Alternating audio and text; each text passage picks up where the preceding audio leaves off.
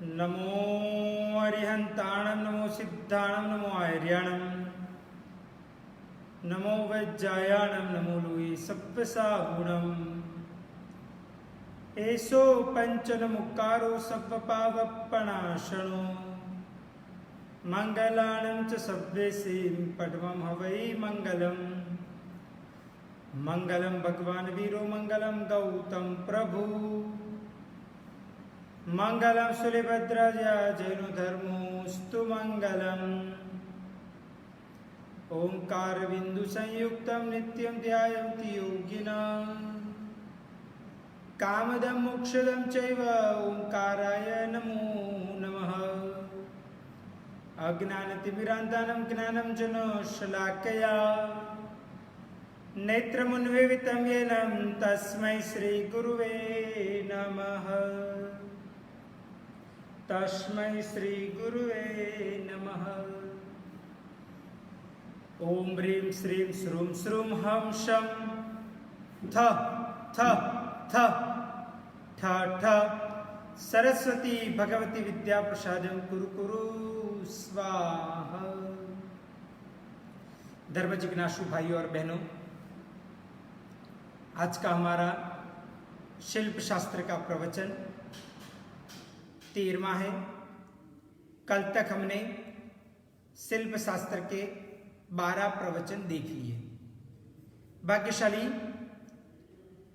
गृह जिनालय संबंधी बहुत जरूरी बाबतों का विवरण आज हम देखेंगे। भाग्यशाली कहा जाता है कि घर में प्रवेशते वक्त लेफ्ट साइड यानी कि डाबी बाजू अगर गृह जिनालय होता है तो वो श्रेष्ठ माना जाता है। उसमें भी कहा गया है कि 1.5 हाथ यानी कि 2.5 से 3 फुट ऊंचाई पर पबाषण के ऊपर जिन प्रतिमा होवे तो वो एक प्रकार से उचित माना जाता है, यानी कि इस प्रकार होना चाहिए। परंतु यदि समझ लो कि जो प्रतिमा जी एक प्रकार से पबाषण के ऊपर नहीं परंतु नीचे हो तो ऐसा कहा जाता है कि वो वंश उत्तरोत्तर घटता जाता है, कम होता है। इस प्रकार की बात शिल्प शास्त्र के मुताबिक कही जाती है और ये सभी बाबतों का विवरण धर्म संग्रह नाम के ग्रंथ के अंदर बताया गया है। भाग्यशाली आगे भी मैंने आपको कहा था, वापिस एक बार दोबारा कह रहा हूं कि गृह मंदिर में 1 इंच से लेते हुए 11 इंच तक की प्रतिमा ही रखनी चाहिए। उससे बड़ी प्रतिमा जी यदि रखनी है तो संघ के जिनाले के अंदर रखने का विधान कहा जाता है, बोला जाता है। उसमें भी गृह जिनाले में 1 इंच से 11 इंच तक की प्रतिमा रखनी हो तो उसमें भी जो 1 की अंक है, जैसे कि 1, 3, 5, 7, 9 और 11, इस अंक की ही प्रतिमा जी घर के अंदर रखने का प्रयत्न करना चाहिए। इस प्रकार का विधान बोला जाता है। अगर बेकी यानी कि जिसके भागाकार 2 से भाग होता है और शेष में 0 आता है, ऐसे प्रकार से बेकी जैसे कि 2, 4, 6, 8, 10 आदि इंच वाली, इस प्रकार की इंच वाली प्रतिमा जी यदि घर के अंदर रखते हैं तो कोई ना कोई जीवन में तकलीफ आ सकता है। वैसा भी शिल्प शास्त्र के मुताबिक कहा गया है। तो घर के अंदर 11 इंच से कभी भी बड़ी प्रतिमा जी नहीं रखनी चाहिए। अगर ज्यादा बड़ी प्रतिमा जी है तो संघ के जिनाले के अंदर जो शिखरबंदी जिनाले संघ का होता है उसमें आप वो प्रतिमा जी रख सकते हो। वैसा प्रकार का विधान बोला जाता है। तो ये सभी बाबतों का खास ध्यान रखना चाहिए। गृह मंदिर में विराजमान मूल नायक भगवान की प्रतिमा जी परिकर सहित होनी चाहिए और घर में एक कमरे में सिर्फ कोई मंदिर जैसा बनाया हुआ हो तो वहां पे परिकर वाली प्रतिमा जी रखने का विधान नहीं बोला गया है। उसके अलावा घर में जो मंदिर छोटा सा बनाया हुआ हो तो वो मंदिर एक प्रकार से उसमें प्रतिमा जी पाषाण यानी कि मार्बल की, काष्ठ की यानी कि लकड़े की, लेप वाली, हाथी के दांत वाली और अन्य प्रकार के प्राणियों के दांत वाली, या तो फिर कोई चित्रकाम की हुई पेंटिंग वाली, वगैरह वगैरह प्रकार की, या तो कोई लोहे आदि वगैरह धातु की प्रतिमा जी घर के अंदर पूजने के लिए निषेध कहा गया है। और घर के अंदर यदि पूजना है तो सुवर्ण की यानी कि सोने की, गोल्ड की, चांदी की यानी कि सिल्वर की, या तो फिर स्फटिक आदि धातु की आप प्रतिमा जी पूज सकते हो, वैसा प्रकार का विधान कहा जाता है। उस प्रकार का बाबतों का ख्याल विशेष प्रकार से रखने का प्रयत्न करना चाहिए। भाग्यशाली संघ का जो जिनालय होता है, परमात्मा का प्रवेश का मुहूर्त आदि वगैरह निकालना हो, परमात्मा का प्रवेश आदि वगैरह करवाना हो तो उसके लिए कहा जाता है कि संघ का जिनालय होता है और उसमें परमात्मा का प्रवेश करवाना हो तो गर्भगृह यानी कि जिसको हम सादी भाषा में ऐसा कहते हैं कि गभारा, यानी कि जहां पे हम एंटर होते बस डायरेक्ट बाद में परमात्मा ही दिखाई देते हैं, वैसा प्रकार का जो स्थान होता है परमात्मा का रहने का स्थान, परमात्मा की मूर्ति प्रतिमा जी जहाँ पे स्थापित की है वैसा गर्भगृह जहाँ पे बुलाया जाता है। यानी कि जहाँ पे हम बिना स्नान किए हुए जा नहीं सकते या तो पूजा के कपड़े के बिना अंदर जा नहीं सकते, वैसा प्रकार का जो गर्भगृह यानी कि गभारा बोला जाता है, वो गभारा का प्रवेश द्वार मुख्य गिना जाता है। परंतु गृह जिनालय के अंदर बोला जाता है कि घर का मुख्य द्वार वही गृह जिनालय के अंदर देखने का प्रयत्न करना चाहिए। इस प्रकार की बाबत हमारे इधर मुख्यत्वे तरीके से बताने का प्रयत्न किया गया है।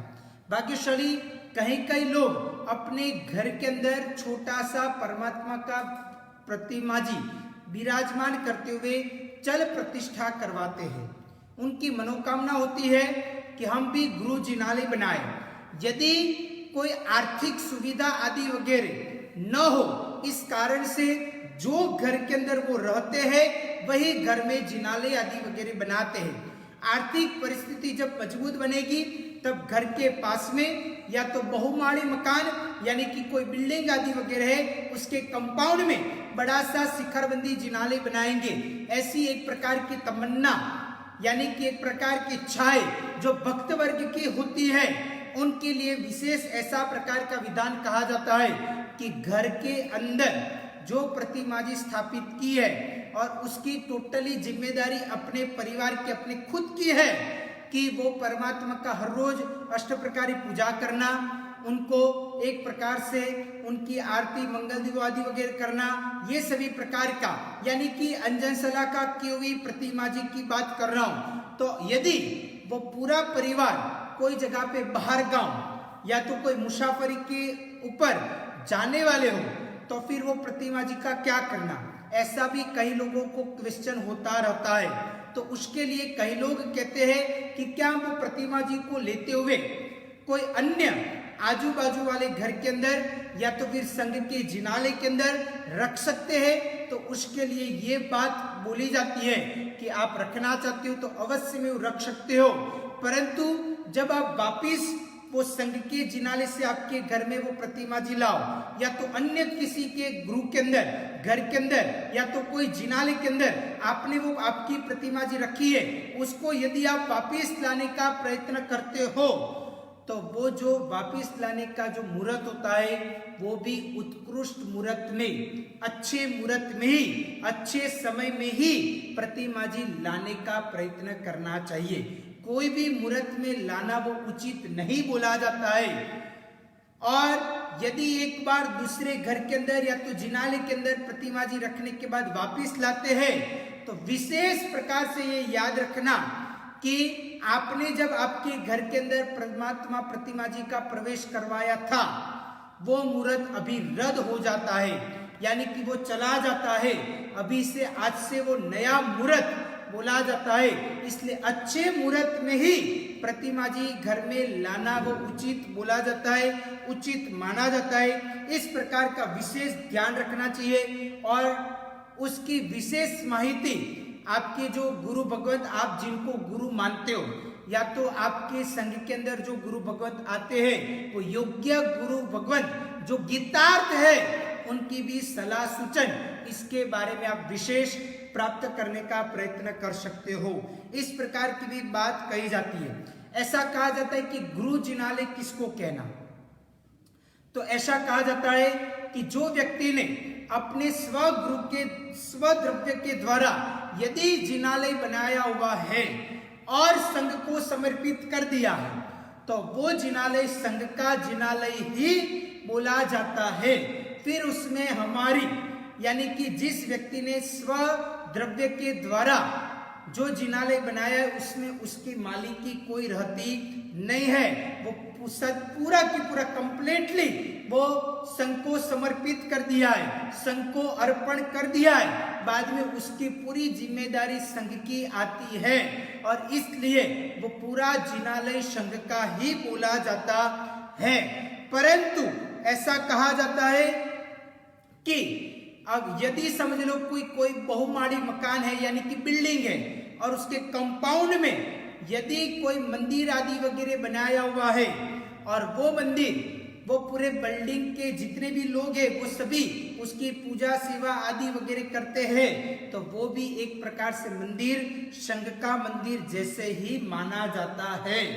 परंतु यदि समझ लो कि घर के अंदर या तो फिर घर के पास में ही जो कंपाउंड के अंदर स्वद्रव्य के द्वारा मंदिर बनाया है, घर के अंदर या तो घर के कंपाउंड में यानी कि घर के बाहर, परंतु अन्य स्थान में जो एक कंपाउंड के अंदर ही स्वद्रव्य के द्वारा बनाया है उसकी पूरी जिम्मेदारी अपनी खुद की है, तो उसको गुरु जिनालय तरीके से मानने का प्रयत्न करना चाहिए। यानी कि जो घर के बाहर होता है उसके लिए गुरु जिनालय का नियम बोला जाता है और वहां पे पाषाण की, यानी कि मार्बल आदि वगैरह की, अन्य प्रकार के हाथी दांत आदि वगैरह या तो अन्य प्राणियों के दांत की, या तो फिर बोला जाता है कि काष्ठ लेप आदि वगैरह की, या तो फिर सुवर्ण चांदी स्फटिक आदि वगैरह की आप मूर्ति रख सकते हो।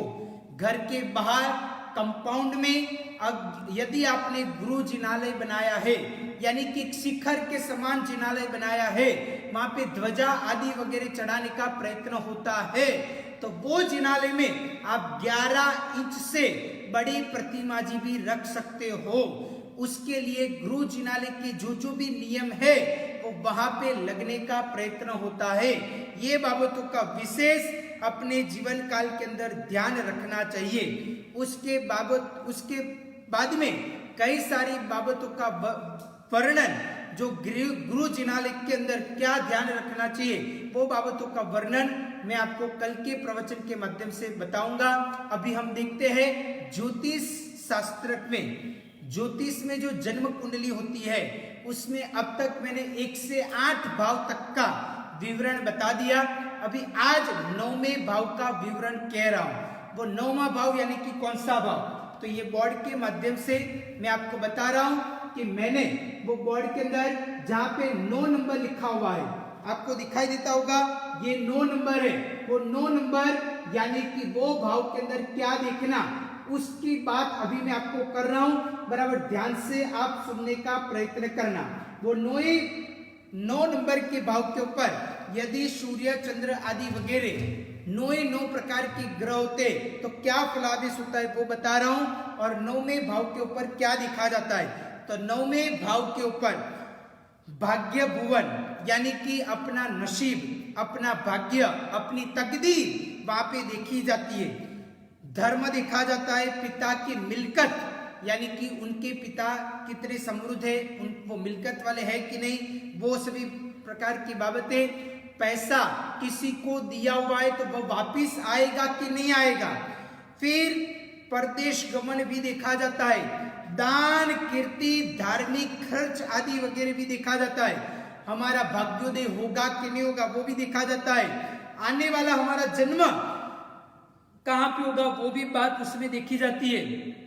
लंबी मुसाफरी आदि वगैरह भी, और परदेश गमन यानी कि विदेश में जाने का प्रयत्न करना, ये भी सभी बाबतों का विवरण इधर देखा जाता है। और ये 9वां नंबर का जो स्थान है उसका कारक ग्रह गुरु कहा जाता है। गुरु यदि कुंडली के अंदर अच्छे प्रकार से होता है, उच्च या तो स्वग्रह होता है, तो ये 9वें भुवन का हमें लाभ अवश्य में मिल सकता है। 9वें भाव के ऊपर, 9वां भाव यानी कि एक प्रकार का त्रिकोण बोला जाता है। भाग्यशाली मैंने आपको आगे भी शायद सिखाया था कि पहला स्थान, चौथा भाव, पहला भाव, चौथा भाव, 7वां भाव और 10वां भाव वो केंद्र कहा जाता है। 5वां भाव और 9वां भाव वो दोनों एक प्रकार से त्रिकोण कहा जाता है। तो ये त्रिकोण के अंदर यानी कि 9वें भाव के ऊपर यदि सूर्य होता है तो ऐसा कहा जाता है, परंतु सिंपल सूर्य होना चाहिए, वो स्वग्रही या तो उच्च का नहीं होता है, तो उसकी बात बोली जाती है कि वो व्यक्ति की बुद्धि दुष्ट बुद्धि होती है। परंतु यह सूर्य 5 नंबर का यानी कि सिंह राशि का या तो मेष राशि का यानी कि उच्च का 1 नंबर का होता है, तो वो उसकी व्यक्ति की बुद्धि बहुत अच्छी तेजस्वी चलने वाली बोली जाती है। चंद्र यदि 9 नंबर के ऊपर होता है तो वो व्यक्ति धर्मात्मा बनता है, धर्म करने वाला आत्मा बुला जाता है। यदि 9वें स्थान के ऊपर मंगल होता है तो वो व्यक्ति पाप कर्मी बुला जाता है, यानी कि वो अपने जीवन काल में धर्म के प्रति लागनी नहीं होगी, उनको एक प्रकार से बस धर्म से नास्तिकता होने का प्रयत्न हो सकता है। अब यदि 9वें स्थान के ऊपर बुध होता है, वो व्यक्ति धर्म के कारण धर्म करेगा तो पक्का वो सुखी बनेगा, ऐसा प्रकार का विधान बोला जाता है। यदि 9वें स्थान के ऊपर गुरु होता है तो वो व्यक्ति दीक्षा लेने वाला या तो संसार में भी रहते हुए दीक्षा की वृत्ति उनके जीवन काल के अंदर अवश्य में रहती है, यानी कि उनका जीवन देखो तो सादगी भरा, सरलता में ब्रह्मचर्य का पालन करने वाला, और ऐसा प्रकार का वो व्यक्ति उत्कृष्ट प्रकार का चारित्र का पालन करने वाला कहा जाता है। यदि शुक्र 9वें भुवन के ऊपर होता है तो वो व्यक्ति सुखी पने से यानी कि धर्म करते हुए सुखी बन सकता है। बहुत अच्छा प्रकार का सुख सामग्री आदि वगैरह धर्म के प्रताप के कारण मिल सकती है, परंतु यदि वो धर्म करेगा तो। उसके बाद 9वें स्थान के ऊपर यदि शनि होता है तो वो व्यक्ति सहन करने वाला, वो व्यक्ति अधिक से अधिक तपस्या करने वाला, तपस्या उसकी बात करो तो बस वो लाजवाब अजब गजब की तपस्या करने वाला कहा जाता है। यदि 9वें स्थान के ऊपर राहु होता है तो वो व्यक्ति शायद अपने जीवन काल के अंदर बहुत सारी तकलीफें भोगने वाला, बहुत दुखी हो सकता है। और 9वें स्थान के ऊपर केतु होता है तो उनको धर्म के प्रति बिल्कुल रुचि नहीं होती है, वो पापी बोला जाता है, पाप के अंदर उसकी रुचि ज्यादा होती है, वैसा प्रकार का वो बन सकता है। तो भाग्यशाली हमें बाकी की बाबतों का विवरण कल के प्रवचन के अंदर देखेंगे। वितराग की आज्ञा और कुछ भी बुलाओ तो मिच्छामि दुक्कडम, सर्व मंगल्य मांगल्यम सर्व कल्याण कारणम प्रदानम सर्वधर्माणाम जैनम जयति शासनम।